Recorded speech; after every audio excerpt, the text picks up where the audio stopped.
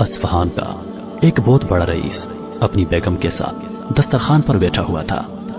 دسترخوان اللہ کی عطا کردہ نعمتوں سے بھرا ہوا تھا۔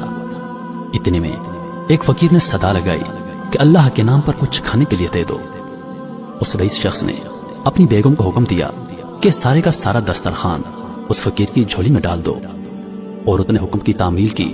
جس وقت اس نے اس فقیر کا چہرہ دیکھا تو دھاڑے مار مار کے رونے لگی۔ اس کے شوہر نے اس سے پوچھا کہ تم کو کیا ہوا ہے؟ اس نے بتایا کہ جو شخص فقیر بن کر ہمارے دروازے پر دستک دے رہا تھا وہ چند سال پہلے اس شہر کا سب سے بڑا مالدار اور ہماری اس کوٹھی کا مالک اور میرا سابقہ شوہر تھا۔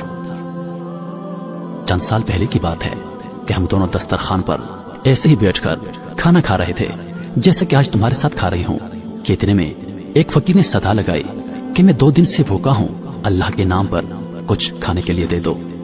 تو وہ رئیس شخص دسترخوان سے اٹھا اور اس فقیر کی اس قدر پٹائی کی کہ اسے لہو لہان کر دیا۔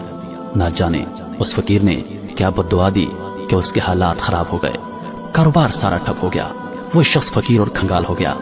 اس نے مجھے بھی طلاق دی تھی۔ اس کے چند سال گزرنے کے بعد میں آپ کی نکاح میں آ گئی۔ شوہر بیوی کی باتیں سن کر کہنے لگا کہ میں آپ کو اس سے زیادہ تعجب خیز بات بتاؤں؟ اس نے کہا کہ ضرور بتائیے۔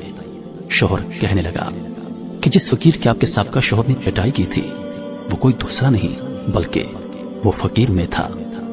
گردش زمانہ کا ایک عجیب نظارہ یہ تھا کہ اللہ تعالیٰ نے اس بدمست مالدار کی ہر چیز، مال، کوٹھی، حتیٰ کہ بیوی بھی چھین کر اس شخص کو دے دی جو فقیر بن کر اس شخص کے دروازے پر آیا تھا، اور چند سال بعد پھر اللہ تعالیٰ اس شخص کو فقیر بنا کر اس کے در پہ لے آیا۔